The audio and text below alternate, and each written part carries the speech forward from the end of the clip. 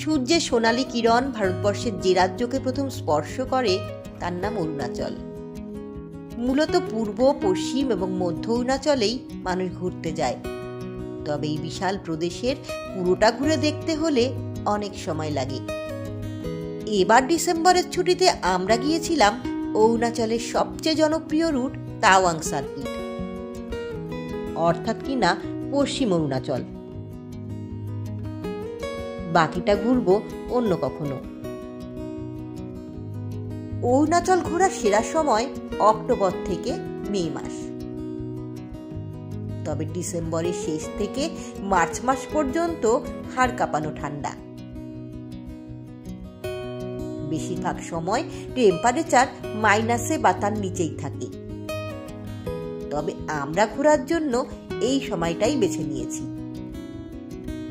Tawang circuit ঘোরার দুটো রাস্তা, একটা ভালুকপং, বমডিলা, দিরাং হয়ে তাওয়াং, আর অন্যটা গুয়াহাটি, ভৈরবকুণ্ড, কালাকটাং, শেরগাঁও, রূপা, বমডিলা, দিরাং হয়ে তাওয়াং। আমরা যাব প্রথম পথে, কারণ এই পথে এলেই সবচেয়ে কম সময়ে পশ্চিম অরুণাচল ঘোরা যায়। পশ্চিম অরুণাচলের সবচেয়ে কাছের এয়ারপোর্ট হলো আসামের তেজপুর। তেজপুর থেকে অরুণাচলের ভালুকপং চেকপোস্টের দূরত্ব মাত্র 1 ঘন্টা। কিন্তু এই মুহূর্তে তেজপুর এয়ারপোর্ট বন্ধ। শুনেছি ওখানে মেইনটেনেন্সের কাজ চলছে। তাই কলকাতা থেকে আমরা ইটানগরের দনিপোলো বা হলঙ্গি এয়ারপোর্টে নামব। অনেকদিন আগে টিকিট কাটলে নর্থ ইস্ট ইন্ডিয়ার ফ্লাইটের টিকিট বেশ সস্তা পড়ে। তবে আমরা টিকিট কেটেছি একদম শেষ মুহূর্তে, তাই খরচ অনেকটাই বেশি পড়েছে। আপনারা কেউ গেলে বেশ কিছুদিন আগে থেকেই ফ্লাইটের টিকিট কেটে রাখবেন। কলকাতা থেকে ইটানগরের ফ্লাইট ছাড়ে দুপুর নাগাদ। ইটানগর পৌঁছাতে ঘন্টা 2 সময় লাগলো। পাহাড়ে ঘেরা খুব সুন্দর ছোট্ট একটা এয়ারপোর্ট। প্লেনে বসেই ব্রহ্মপুত্র নদীর বিস্তৃত উপত্যকা, উঁচু উঁচু পাহাড় চূড়া আর তার মাঝে ছোট্ট ছোট্ট ঘরবাড়ি দেখা যাচ্ছিল। সে এক দারুণ দৃশ্য। ইটানগর থেকে সরাসরি ভালুকপং যাওয়া যায়। তবে আমরা প্রথমে যাব তেজপুর। ইটানগর এয়ারপোর্টের বাইরে আমাদের রিজার্ভ গাড়ি অপেক্ষায় ছিল। আমরা চলে এলাম তেজপুর। সময় লেগেছে 3 ঘন্টা। আকাশ রাঙিয়ে সূর্য তখন অস্ত যাওয়ার পথে। যাত্রাপথেই আমরা দুপুরের খাওয়া সেরে নিয়েছি। অসমীয়া মাছ ভাতের থালি, কিন্তু সাথে অল্প অল্প করে নানা ধরনের পদ আর আচার ছিল। অন্য রকমের হলেও অসমীয়া থালি কিন্তু খেতে বেশ সুস্বাদু। পথেই ড্রাইভার দাদা নিজের উদ্যোগে নিয়ে গেল নাগশঙ্কর মন্দির।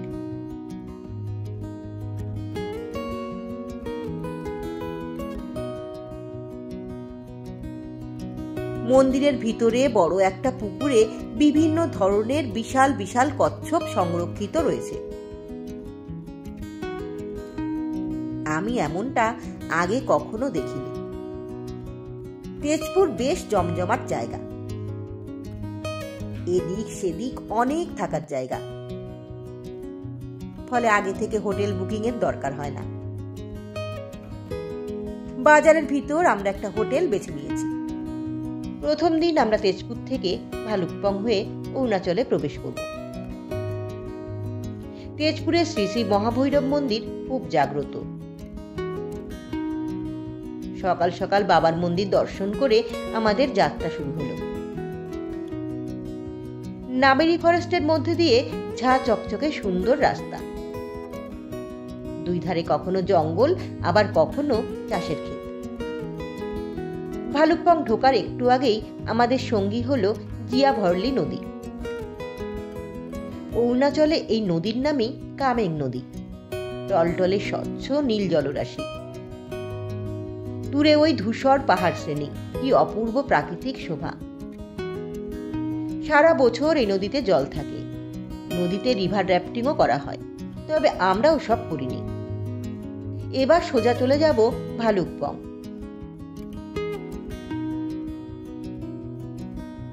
অরুণাচলে ঢুকতে হলে ইনার লাইন পারমিট বা ILP দরকার হয়। অনলাইন বা অফলাইনে নিজেরাই পারমিট বানানো যায়। ভালুকপং চেকপোস্টে পারমিট দেখিয়ে আমরা ঢুকে পড়লাম অরুণাচল। ঢোকার মুখেই দেখি বড় বড় করে লেখা আছে the land of rising sun, অর্থাৎ কিনা সূর্যোদয়ের দেশ। তারপর গাড়ি চলল বমডিলার পথে। গাড়ি যত উপরে উঠছে ঠান্ডা ক্রমশ বাড়ছে। প্রথমেই দেখে নিলাম পিপি অর্কিড সেন্টার। এখানে অনেক প্রজাতির অর্কিড সংরক্ষিত রয়েছে।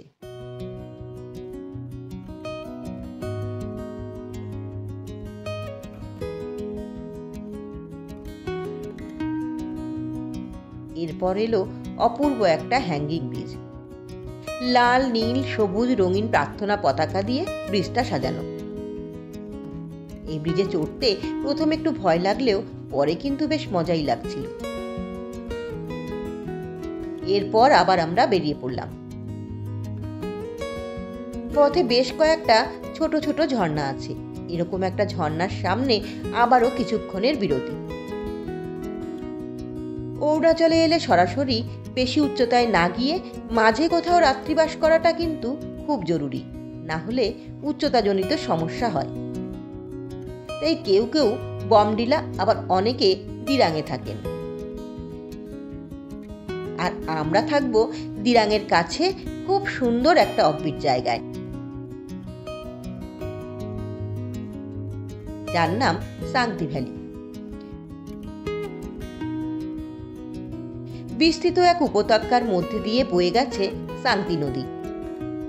আর সেই নদীর কাছেই আমরা ছিলাম। সে এক দারুণ জায়গা।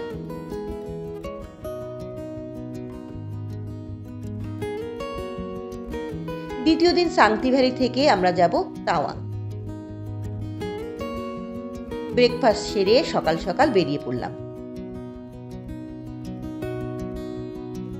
প্রথমেই এলো আর্মির বৈশাখী চেকপোস্ট। এখানে টুকটাক খাবার দাবার পাওয়া যায়। রয়েছে আর্মি পরিচালিত একটা গিফট শপ। এখানে কিছু সময় কাটিয়ে চলে এলাম 13,700 ফুট উচ্চতার সেলাপাস।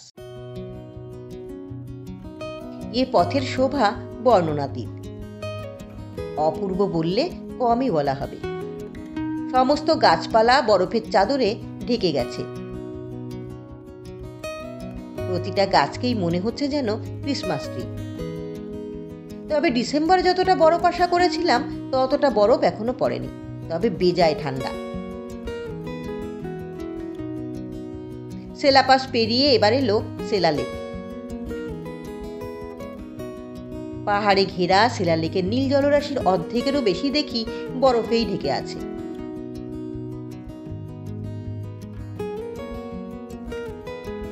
আর বেশ কিছু উৎসাহী মানুষ মহানন্দে সেই বরফের উপর নেমে পড়েছে। যদিও ব্যাপারটা কিন্তু খুবই বিপজ্জনক। কিছু সময় সেলা লেকে কাটিয়ে এবার আবার রওনা দিলাম।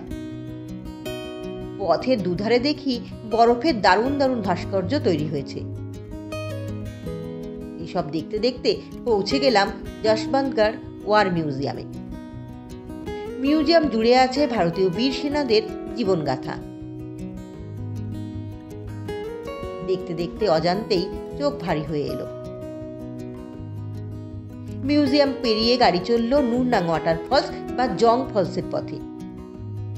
জং ফলস দেখতে হলে বড় রাস্তা থেকে বেশ কিছুটা নিচে নামতে হয়। প্রচুর জলরাশি নিয়ে অনেক উঁচু থেকে নেমে আসছে দুরন্ত এক ঝর্ণা। চারিদিকে ছড়িয়ে পড়ছে জলের রেণু। পড়ন্ত বিকেলের সোনালি আলোয় ফলসের জলে রামধনু দেখে মুগ্ধ হয়ে গেলাম। জং ফলসের ঠিক সামনে থেকে বয়ে গেছে খরস্রোতা এক নদী। এক পাশে জঙ্গলে চড়ে বেড়াচ্ছে ইয়াকের দল।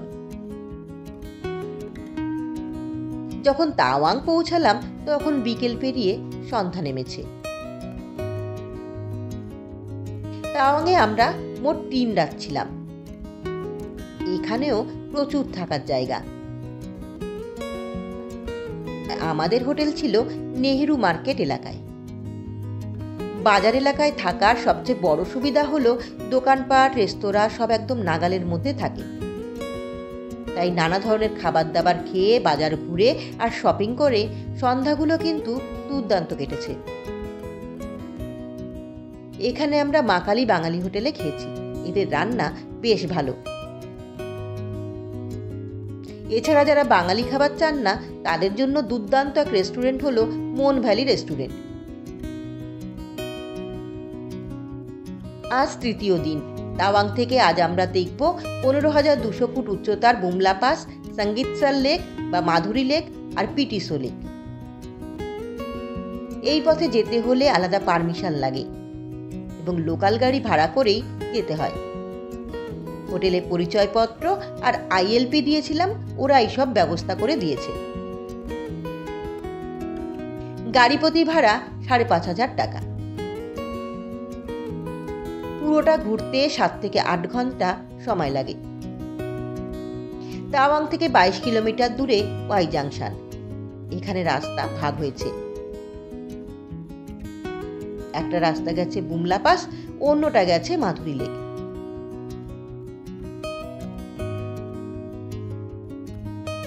তাওয়াং থেকে বুমলা পাস যাওয়ার পথ ভীষণ সুন্দর। উঁচু উঁচু রুক্ষ পাহাড়ের মধ্যে দিয়ে কখনো উপরে ওঠা, কখনো আবার নামা। মাঝে মাঝেই রয়েছে আর্মি এলাকা। এই পথে অনেক ছোট বড় লেক রয়েছে। গাড়ি থেকেই বেশ অনেকগুলো লেক দেখা যায়। সব দেখতে দেখতে পৌঁছে গেলাম বুমলা পাস।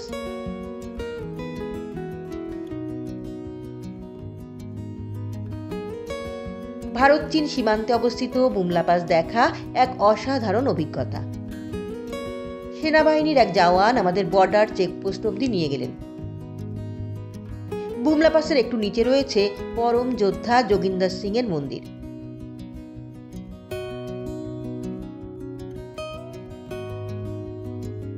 এই মন্দির দর্শন করে আমরা চললাম সাংস্টার লেক বা মাধুরী লেক দেখতে। 12,000 ফুট উচ্চতায় পাহাড়ে ঘেরা মাধুরী লেক এক কথায় অসাধারণ এবং অনবদ্য। ভূমিকম্পের ফলে সৃষ্ট এই লেকের ভিতর প্রচুর গাছের গুঁড়ি আর পাথর পড়ে রয়েছে, যার কারণে লেকটি দেখতে অন্যান্য লেকের থেকে একদমই আলাদা রকম। মাধুরী লেক দেখার পরে এবার আমরা ফিরে যাব তাওয়াং।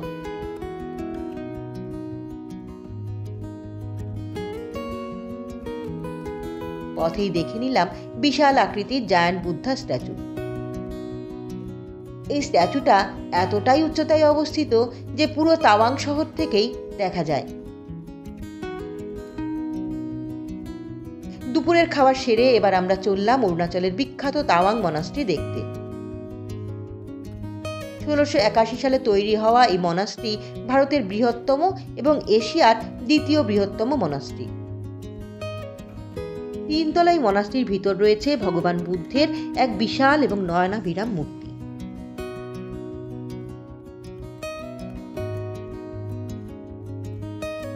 পুরো মনাস্ট্রিকে গোল করে ঘিরে রয়েছে অসংখ্য বিল্ডিং। এগুলো থাকার কারণে দূর থেকে মনাস্ট্রিটাকে দেখতে একটা দুর্গের মতো লাগে। তাওয়াং মনাস্ট্রিতে একটা দেখার মতো মিউজিয়াম আছে। এন্ট্রি ফি 20 টাকা। তাওয়াং মনাস্ট্রি দেখে সময় থাকলে ষষ্ঠ দলাই লামার জন্মস্থান উর্জেলিং মনাস্ট্রি দেখে নেওয়া যায়, তবে আমরা আর যাওয়ার সময় পাইনি। আজ চতুর্থ দিন। তাওয়াং থেকে আজ আমরা যাব জেমিথাং ভ্যালি। 2 দিক থেকে জেমিথাং ভ্যালি যাওয়া যায়, একটা তাওয়াং থেকে সঙ্গীতসার লেক হয়ে আর একটা তাওয়াং থেকে লুমলা হয়ে। রাস্তা ভালো থাকলে রাউন্ড ট্রিপও করা যায়। যাতায়াত নিয়ে সময় লাগবে 7 থেকে 8 ঘন্টা। আমরা জেমিথাং গেছি তাওয়াং থেকে লুমলা হয়ে। জেমিথাংয়ের সবচেয়ে বড় আকর্ষণ, এখানে অরুণাচলের সবচেয়ে বড় বৌদ্ধ স্তূপ রয়েছে, যার নাম গোরসাম চোরতেন। এই স্তূপটি তাওয়াং মনাস্ট্রির থেকেও প্রাচীন। জায়গাটি ঐতিহাসিক দিক থেকে খুবই গুরুত্বপূর্ণ। 1959 সালে 14তম দলাই লামা তিব্বত থেকে ভারতে আসার সময় প্রথম এখানে এসে বিশ্রাম নিয়েছিলেন। এর বাউন্ডারির ভিতরে একটা মনাস্ট্রিও রয়েছে। এশিয়ায় এইরকম আরও দুটি বৌদ্ধ স্তূপ আছে, একটা নেপালে আর অন্যটি ভুটানে। খোরসাম চোট্টেন থেকে আরও একটু এগিয়ে একটা ব্রিজ রয়েছে, নিচ দিয়ে বয়ে গেছে নামিয়াংচু নদী। এই নদীটি তিব্বত থেকে প্রবাহিত হয়ে ভারতে ঢুকেছে। ফেরার পথে তাওয়াং ওয়ার মেমোরিয়ালে লাইট অ্যান্ড সাউন্ড শো দেখা হলো। এটা শুরু হয় বিকেল 5:30 থেকে। আজ পঞ্চম দিন, আজ আমাদের তাওয়াং থেকে ফেরার পালা। যাওয়ার সময় সেলা পাস হয়ে গিয়েছি আর এখন ফিরছি সেলা টানেল দিয়ে। এখানে দুটো আলাদা আলাদা টানেল রয়েছে, একটা 600 মিটার আর অন্যটি প্রায় 1400 মিটার। সেলা টানেল ধরে আমরা খুব তাড়াতাড়ি পৌঁছে গেলাম দিরাং। দিরাং খুব সুন্দর হলেও একটু ঘিঞ্জি শহর।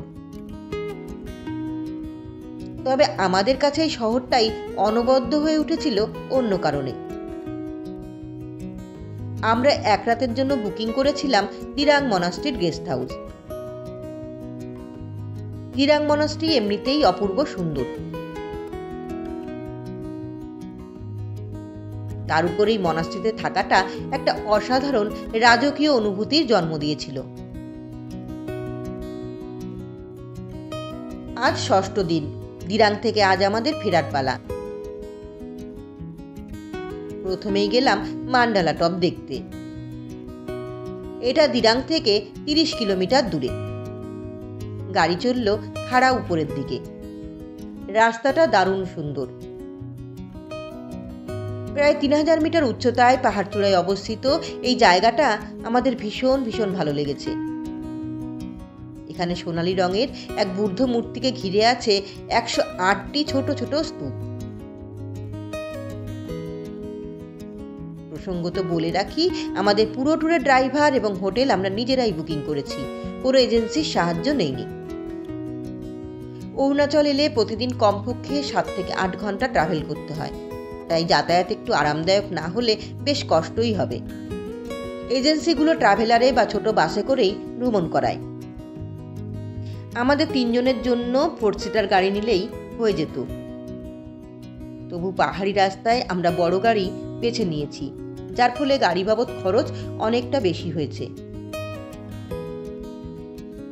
গ্রুপে অন্তত 6 জন হলে ট্যুর খরচ অনেকটা সস্তায় হবে। আমাদের পুরো পথের ড্রাইভার ছিলেন তেজপুরের বিবেক বারদলুই। উনি খুব যত্ন সহকারে সবকিছু দেখিয়েছেন। ভিডিওটি কেমন লাগলো কমেন্ট করে জানান। অনেক অনেক লাইক এবং শেয়ার করুন। আর অবশ্যই ট্রাভেল ম্যানিয়া কিচেন চ্যানেলটিকে সাবস্ক্রাইব করে সাথে থাকুন। প্রতিটি জায়গার বিস্তারিত বিবরণ, হোমস্টে এবং হোটেলের ফোন নাম্বার, এমন আরও বিভিন্ন খুঁটিনাটি তথ্য দিয়ে পরবর্তী পর্বগুলোকে সাজিয়েছি। অবশ্যই সাথে থাকুন।